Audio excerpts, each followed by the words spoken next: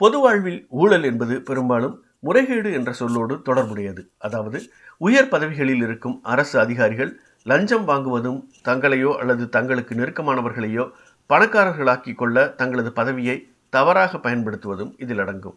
ஆனால் இதைவிடவும் அதிக பாதிப்பை ஏற்படுத்தக்கூடிய ஒரு விஷயம் என்னவென்றால் அது பொது தேர்வுகளையும் பணியாளர் நியமனங்களையும் திட்டமிட்டு சீர்குலைப்பதுதான். வேகமாக நவீனமயமாகி வரும் ஒரு பொருளாதாரத்தில் வேலைவாய்ப்புகள் என்பவை தகுதிகளையும் பயிற்சியையும் தான் அதிகம் சார்ந்துள்ளன.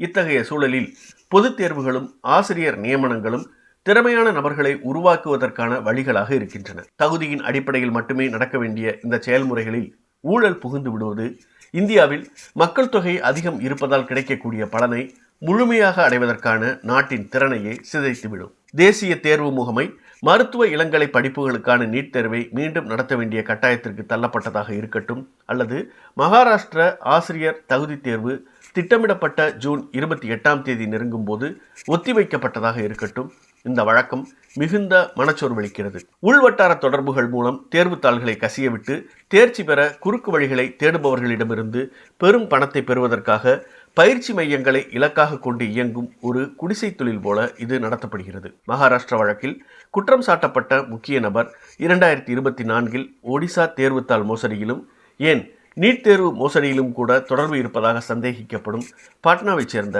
ஒருவர்.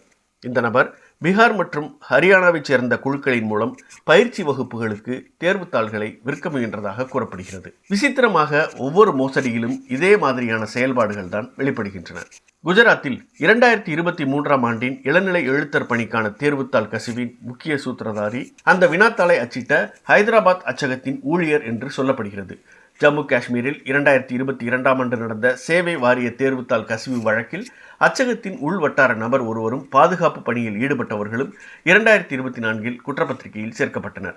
ராஜஸ்தானில் டிசம்பர் 2022 ஆசிரியர் நியமன தேர்வுத்தாள் பணியில் இருக்கும் ஓர் அரசு ஆசிரியராலேயே விற்கப்பட்டது. தேர்வை நடத்துவதற்கான அமைப்பை ஏமாற்றுவதற்கான வழிகளை கண்டறிந்து வைத்துள்ள உள்வட்டார தொடர்புகள் இந்த எல்லா மோசடிகளிலும் பொதுவான அம்சமாக தென்படுகின்றன. வினாத்தாள்கள் எவ்வாறு விநியோகிக்கப்படுகின்றன என்பதில் மட்டுமல்ல, அவை எவ்வாறு தயாரிக்கப்படுகின்றன என்பதிலும் பலவீனமான சில அம்சங்கள் உள்ளன. தேர்வுத்தாள்களை தயாரிப்பதில் ஒரு குறிப்பிட்ட நிபுணர்களின் குழு மீண்டும் மீண்டும் ஈடுபடுத்தப்படுகிறது. இவர்களில் பலருக்கு பயிற்சி மையங்களுடன் தொடர்புகள் உள்ளன.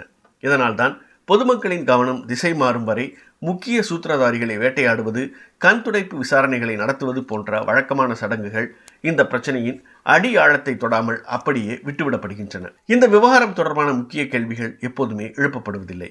ஒவ்வொரு முறையும் அதே குறிப்பிட்ட தேர்வாளர்கள் குழுவின் மூலமே வினாத்தாள் தயாரிக்கப்படுகிறதா? அவர்களின் பின்னணிகளும் வணிக ரீதியான தொடர்புகளும் சரிபார்க்கப்படுகின்றனவா? இந்த தேர்வுகளை நடத்தும் துறைகள் தேர்வாளர்களுக்கு ஏதேனும் சுயநலம் சார்ந்த கருத்து முரண்பாடுகள் உள்ளனவா என்று ஆராய்கின்றனவா? இறுதியாக இத்தகைய சீர்திருத்தங்கள் மேற்கொள்ளப்பட்டாலும் தவறுகளுக்கு யாராவது பொறுப்பேற்காமல் இந்த விவகாரம் முடிவுக்கு வராது. மத்திய மற்றும் மாநில கல்வி அமைச்சர்கள் இந்த தோல்விகளுக்கு பொறுப்பேற்க வேண்டும். இப்போது நடப்பது போல தேர்வுத்தாள் கசிவுகள் வழக்கமான ஒன்றாக மாறும்போது அந்த அமைப்பிற்கு தலைமை தாங்கும் அமைச்சர் பதவியில் நீடிக்கக்கூடாது.